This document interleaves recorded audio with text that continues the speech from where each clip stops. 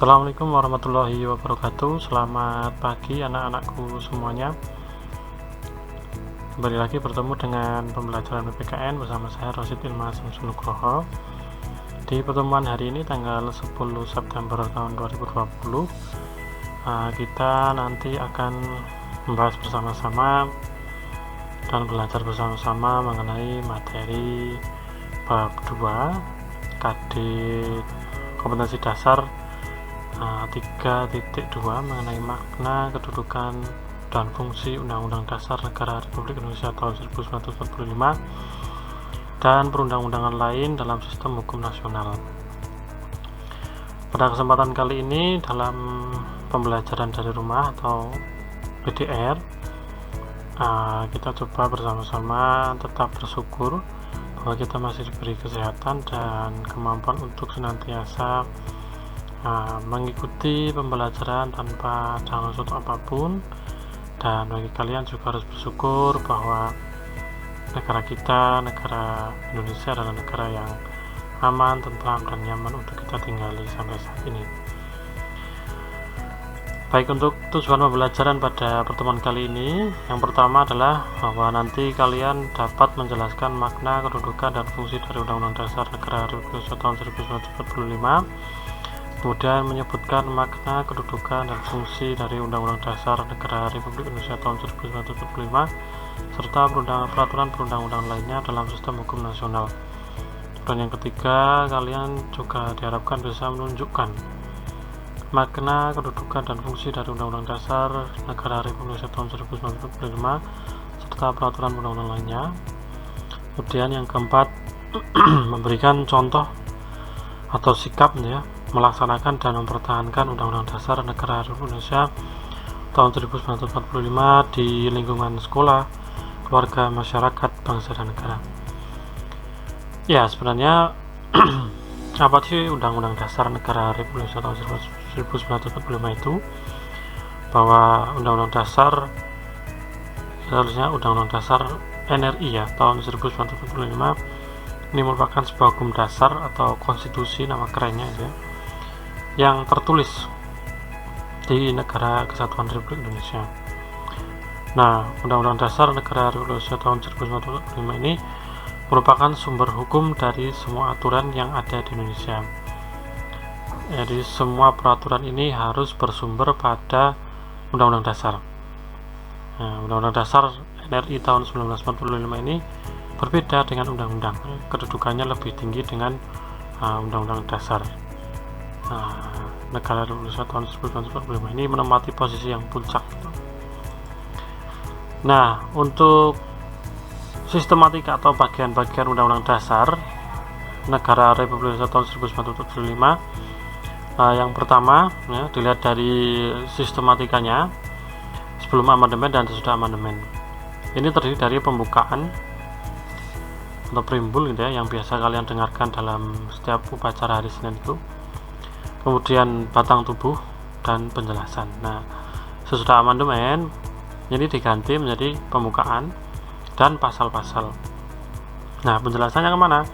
Penjelasannya ini nanti masuk ke pasal-pasal. Nah, kemudian dari segi babnya, dulu ada 16 bab, sekarang ada 21 bab. Kemudian dilihat dari pasalnya, dulu sebelum amandemen ini ada 37 pasal, sekarang ada 73 pasal. Kemudian ayat, ada 49 ayat sebelum amandemen, kalau sudah amandemen ada 170 ayat. Nah, ini aturan peralihan, sebelum amandemen ada 4 pasal, sudah amandemen menjadi 3 pasal. Aturan tambahannya masih sama 2 ayat. Nah, kalau kita lihat Undang-Undang Dasar Negara Republik Indonesia tahun 1945 ini, di bagian yang pertama pembukaan ini terdiri dari 4 alinea. Alinea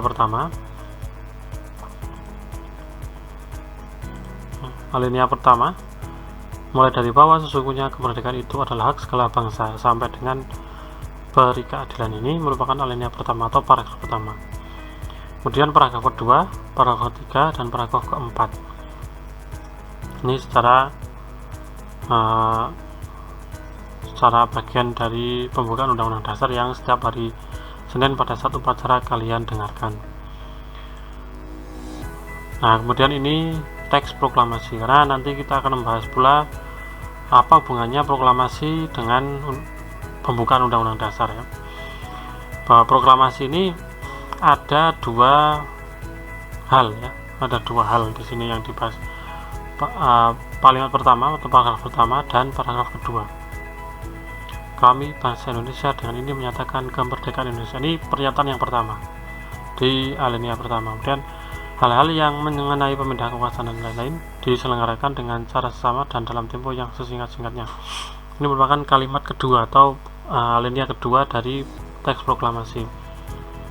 Nah, lalu apa hubungannya pembukaan Undang-Undang Dasar Negara Republik Indonesia tahun 1945 dengan proklamasi? Bahwa kalau kita lihat alinea pertama sama dengan alinea ketiga ya, alinea pertama sama dengan alinea ketiga. Nah, ini merupakan uraian terperinci dari kalimat pertama proklamasi kemerdekaan. Coba kita lihat. Kami bangsa Indonesia dengan ini menyatakan kemerdekaan Indonesia. Ini pada kalimat pertama. Nah, penjabarannya adalah pada ini, pembukaan alinea pertama sama dengan alinea ketiga.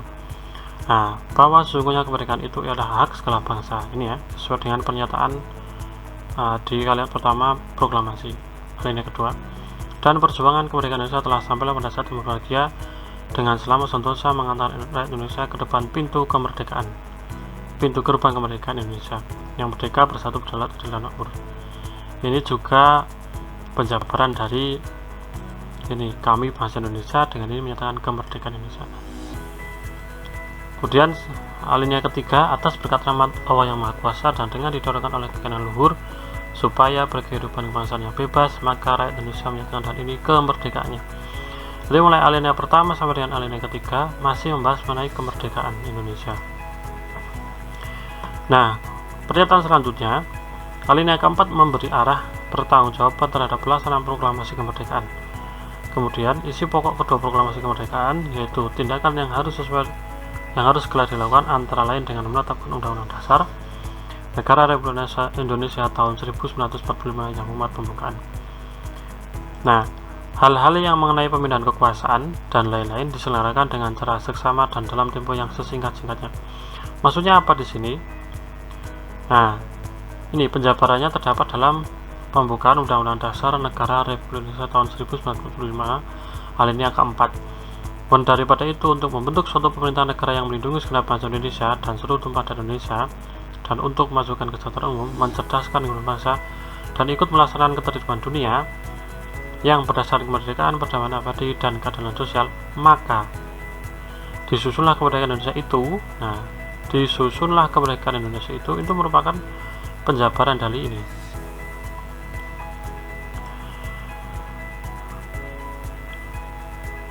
Dalam suatu Undang-Undang Dasar Negara Republik Indonesia yang terbentuk dalam suatu susunan negara Republik Indonesia yang berkedaulatan rakyat dengan berdasarkan pada Ketuhanan Yang Maha Esa, kemanusiaan dan beradab, persatuan Indonesia dan kerakyatannya dipimpin oleh hikmat kebijaksanaan dalam permusyawaratan perwakilan serta dengan mewujudkan suatu keadilan sosial bagi seluruh rakyat Indonesia. Nah, ini hubungannya antara Undang-Undang Dasar Negara pembukaan Undang-Undang Dasar Negara Republik Indonesia tahun 1945 dengan teks proklamasi yang kita kenal. Jadi mereka hubungannya sangat erat ya, dan antara alinea 1 sampai dengan alinea 3 merupakan uraian dari kalimat pertama. Kemudian alinea keempat ini memberi arah terhadap proklamasi kemerdekaan dari teks yang kedua yang ada hubungannya dengan yang kalimat yang pertama ya. Hal-hal mengenai pindah kekuasaan maksudnya bagaimana? Ini tertera dalam pembukaan Undang-Undang Dasar di alinea keempat. Ya. Bagaimana cara pemindahan kekuasaannya? Adalah negara yang melindungi segenap bangsa Indonesia dan seterusnya di sini. Seperti tadi yang sudah kita bahas, yaitu tindakan yang harus segera dilakukan. Nah, tindakan yang segera harus dilakukan yaitu dengan menetapkan Undang-Undang Dasar Negara Republik Indonesia tahun 1945 yang di dalamnya juga terdapat pembukaan. Kemudian selanjutnya, dalam pembukaan Undang-Undang Dasar Negara Republik Indonesia tahun 1945 ada dua muatan. Yang pertama adalah dia memuat kaidah negara yang fundamental, dan di dalamnya juga ada nilai-nilai atau sesuatu yang berharga dalam pembukaan tersebut. Nah, kaidah negara yang fundamental di sini dimaksud bagaimana? Yang pertama, dalam pembukaan permuat pokok pikiran tertulis dalam pasal-pasal. Jadi di dalam pembukaan Undang-Undang Dasar ini nantinya mengenai bagaimana penyelenggaraan pemerintahan yang ini ya, bagaimana untuk membentuk pemerintahan Indonesia yang melindungi segenap bangsa Indonesia, bagaimana memajukan secara umum, bagaimana mencerdaskan bangsa, bagaimana ikut melaksanakan kehidupan dunia, itu diatur dalam pasal-pasal dalam Undang-Undang Dasar. Kemudian yang kedua, pengakuan kemerdekaan adalah segala bangsa. Jadi dalam pembukaan Undang-Undang Dasar Negara Republik Indonesia tahun 1945 ada pengakuan kemerdekaan. Nah, ini juga menjunjung human rights atau hak asasi manusia. Yang ketiga, memuat cita-cita nasional. Yang mana cita-cita nasional? Ini terdapat di alinea kedua. Merdeka, bersatu, berdaulat, adil, dan makmur. Ini merupakan cita-cita negara kita. Ada di alinea ini. Alinea kedua. Merdeka, bersatu, berdaulat, adil, dan makmur. Kemudian memuat pernyataan kemerdekaan seperti yang kita ketahui tadi, yang sudah dibahas tadi. Nah, alinea 1 sampai dengan 3 berisi tentang pernyataan kemerdekaan. Kemudian yang kelima, berisi tentang tujuan negara. Tujuan negara mau dibawa kemana negara kita, ini terdapat di alinea keempat. Alinea keempat di kalimat pertama, membentuk suatu pemerintah. Kemudian daripada itu, untuk membentuk suatu pemerintahan negara Indonesia yang satu, melindungi segenap bangsa Indonesia dan seluruh tumpah darah Indonesia. 2, untuk memajukan kesejahteraan umum. 3, mencerdaskan kehidupan bangsa. Dan 4, ikut melaksanakan ketertiban dunia yang berdasarkan kemerdekaan, perdamaian abadi, dan keadilan sosial. Itu tujuan negara. Jadi mau dibawa ke arah sana.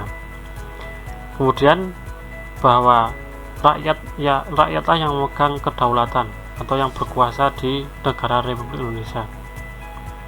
Bahwa kekuasaan atau kedaulatan sepenuhnya berada di tangan rakyat. Kemudian yang ketujuh, memuat dasar negara Pancasila. Seperti yang kita ketahui bahwa dalam pembukaan Undang-Undang Dasar Negara Republik Indonesia tahun 1945 di alinea keempat kalimat terakhir ini mengandung Pancasila, dasar negara atau Pancasila ya. Mengandung dasar negara atau Pancasila. Di mana letaknya? Yang pertama ini, dengan berdasar kepada 1. Ketuhanan Yang Maha Esa, 2. Kemanusiaan adalah beradab, 3. Persatuan Indonesia, 4. Kerakyatan yang dipimpin oleh hikmat kebijaksanaan dalam permusyawaratan perwakilan, dan 5. Keadilan sosial bagi seluruh rakyat Indonesia. Inilah dasar negara yang tercantum dalam pembukaan Undang-Undang Dasar Negara Republik Indonesia tahun 1945. Kemudian selain itu juga terdapat nilai-nilai dalam pembukaan Undang-Undang Dasar Negara Republik Indonesia tahun 1945. Ada dua nilai, yaitu nilai universal dan nilai lestari. Maksudnya universal bagaimana? Yaitu memiliki nilai-nilai yang diakui dunia, karena ideologi bisa diakui dunia ketika di dalamnya juga mengandung penghargaan terhadap hak asasi manusia atau human rights ya, ada hak-hak perlindungan terhadap manusia. Kemudian ada nilai lestari yang artinya bahwa mampu menampung segala bentuk perubahan yang terjadi dalam masyarakat. Artinya dunia ini selalu berubah, dan pembukaan Undang-Undang Dasar Negara Republik Indonesia tahun 1945 ini mampu untuk menjawab tantangan perubahan zaman. Dan selanjutnya, bagaimana makna alinea pembukaan Undang-Undang Dasar Negara Republik Indonesia tahun 1945? Seperti yang kita ketahui bahwa pembukaan Undang-Undang Dasar Negara Republik Indonesia tahun 1945 ini ada 4 alinea. Ya. Di alinea yang pertama mengandung dalil objektif, yang artinya bahwa penjajahan harus dihapuskan karena tidak sesuai dengan peri kemanusiaan dan peri keadilan. Yang kedua, bahwa di dalamnya juga terkandung dalil subjektif atau bangsa Indonesia ini ingin bebas dari segala bentuk atau dari segala macam penjajahan. Ini subjektif. Kalau objektif, penjajahan, segala bentuk penjajahan harus dihapuskan. Nah, subjektifnya dari segi Indonesia, bahwa partisipasi bangsa Indonesia untuk bebas dari penjajahan. Artinya bangsa Indonesia ini harus lepas dari segala macam bentuk penjajahan. Kemudian alinea yang kedua, bahwa perjuangan bangsa Indonesia sudah sampai pada tingkat yang menentukan, yang artinya bahwa harus segera ada momentum yang telah dicapai untuk segera menyatakan kemerdekaan. Perjuangan sudah sampai pada tingkat yang menentukan pada tahun 1945. Namun pada saat itu terjadi kekosongan kekuasaan karena Jepang menyerah pada sekutu dan Belanda dibonceng dengan Nica belum sampai ke Indonesia, maka terjadilah kekosongan kekuasaan dan terjadilah peristiwa Rengas Dengklok sampai dengan proklamasi. Kemudian yang ketiga, kemerdekaan bukan tujuan akhir, yang artinya bahwa tujuan negara bukan hanya merdeka. Kemudian yang ketiga, alinea yang ketiga, di dalamnya terdapat motivasi spiritual bahwa kemerdekaan merupakan rahmat Allah yang Maha Kuasa. Tidak ada kekuatan yang dapat membantu manusia selain kekuatan Allah, ya. Artinya hanya kekuatan Allah lah, ya, di dalamnya sudah diakui, yang mampu, ya, memberikan motivasi dan spirit serta ridho untuk berhasil merdeka. Nah, ini ya perlu diketahui bahwa negara kita juga menjunjung tinggi kekuasaan Tuhan di sini. Kemudian yang keempat, alinea yang keempat, di dalamnya terdapat tujuan negara Indonesia, kemudian bentuk pemerintahnya republik, ketentuan diadakannya undang-undang dasar, dan ada dasar negara yaitu Pancasila. Nah, perubahan-perubahan penting yang terdapat dalam Undang-Undang Dasar Negara Republik Indonesia tahun 1945. Yang pertama, dilihat dari segi pemilihan presiden dan wakil presiden, dipilih langsung oleh rakyat melalui pemilu yang sebelumnya dipilih oleh MPR. Kemudian dari MPR, dulu MPR ini menjadi lembaga tertinggi, sekarang hanya menjadi lembaga tinggi negara. Kalau dulu anggota MPR itu terdiri dari DPR dan utusan daerah, sekarang MPR terdiri dari DPR dan DPD. Nah, ada yang berubah juga ada yang tidak. Yang tidak berubah apa? Yang pertama, yaitu pembukaan Undang-Undang Dasar Negara Republik Indonesia tahun 1945. Ini adalah final, tidak bisa dirubah. Kemudian bentuk negara Kesatuan Republik Indonesia tidak bisa berubah. Dan sistem presidensil, artinya presiden sebagai pemegang kekuasaan pemerintahan dan kekuasaan sebagai kepala negara dan kepala pemerintahan tidak bisa diganti. Kemudian yang keempat, penjelasan dimasukkan ke pasal-pasal. Ini tidak merubah. Ya, penjelasan sebelum amandemen itu tidak dirubah, tapi dimasukkan ke dalam pasal-pasal. Selanjutnya, untuk kedudukan Undang-Undang Dasar Negara Republik Indonesia tahun 1945, seperti yang kita ketahui bahwa sumber hukum dan merupakan sumber hukum dasar yang menempati posisi tertinggi. Artinya bahwa Undang-Undang Dasar ini menempati posisi tertinggi, posisi puncak sebagai sumber hukum dari semua aturan dan hukum yang berlaku di Indonesia. Hal ini memiliki arti bahwa setiap peraturan yang berada di bawahnya harus berlandaskan dan bersumber pada Undang-Undang Dasar Negara Republik Indonesia tahun 1945. Karena UUD NRI tahun 1945 ini adalah konstitusi negara kita. Nah, sifatnya bagaimana? Untuk sifat Undang-Undang Dasar Negara Republik Indonesia tahun 1945, yang pertama adalah satu, dia tertulis. Karena ada undang-undang dasar yang tidak tertulis, seperti di Inggris itu undang-undang dasarnya tidak tertulis. Kemudian yang kedua, singkat dan supel. Singkat artinya hanya memuat tentang peraturan-peraturan pokok saja, dan supel artinya bisa diamandemen ketika perubahan zaman menuntut untuk diamandemen. Kemudian rigid rigid ini maksudnya adalah bahwa amandemen Undang-Undang Dasar atau perubahannya ini tidak bisa dengan mudah untuk dirubah. Meskipun Undang-Undang Dasar ini bisa dirubah dan bisa menyesuaikan dengan perkembangan zaman, namun bukan berarti bisa dirubah begitu saja dengan mudah. Ada syarat-syarat tertentu yang tidak bisa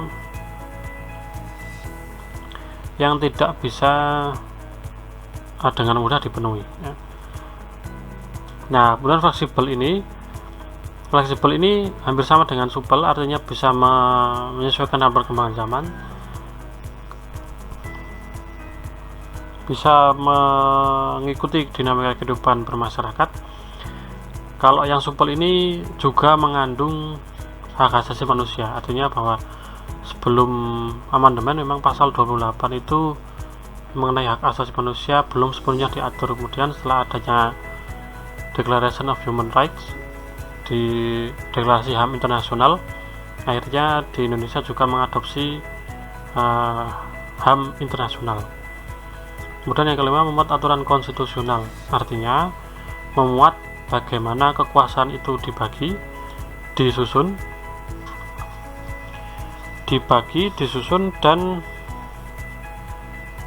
dilaksanakan, ya.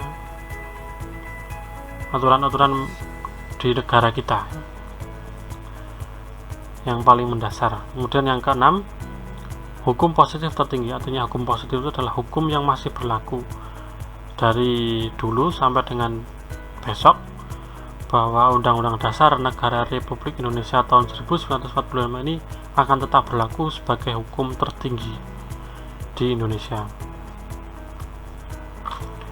Dan yang terakhir, fungsi Undang-Undang Dasar Negara Republik Indonesia tahun 1945 ada tiga. Yang pertama, sebagai alat kontrol atau alat untuk memantau bahwa aturan atau hukum yang lebih rendah posisinya sesuai tidak dengan Undang-Undang Dasar Negara Republik Indonesia tahun 1945. Bila tidak sesuai, maka undang-undang atau hukum itu akan tidak berlaku, dihapus atau direvisi. Kemudian sebagai pengatur, artinya pengatur bagaimana kekuasaan negara itu dibagi, disusun, dan dilaksanakan, ya, seperti yang tadi sudah dijelaskan.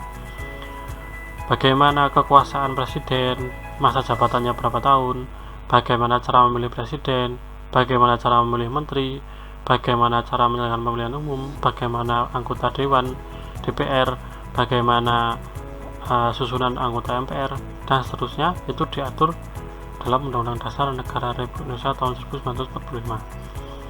Dan sebagai penentu bagaimana hak dan kewajiban negara, apa saja hak dan kewajiban aparat negara, dan apa saja hak dan kewajiban sebagai warga negara Republik Indonesia, itu diatur dalam Undang-Undang Dasar Negara Republik Indonesia tahun 1945.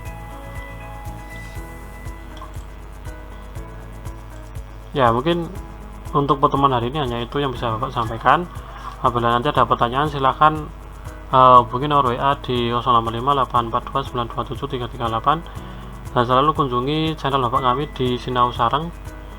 Dan apabila nanti sudah nonton video ini, silahkan jangan lupa untuk presensi kehadirannya, ya.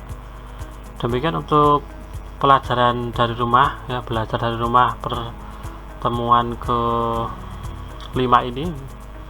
Semoga kalian senantiasa sehat, diberikan kekuatan dan diberikan kesabaran untuk bersama-sama menghadapi COVID-19 dengan tetap tenang, jaga jarak, pakai masker, berolahraga, dan istirahat yang cukup. Saya Ri, assalamualaikum warahmatullahi wabarakatuh.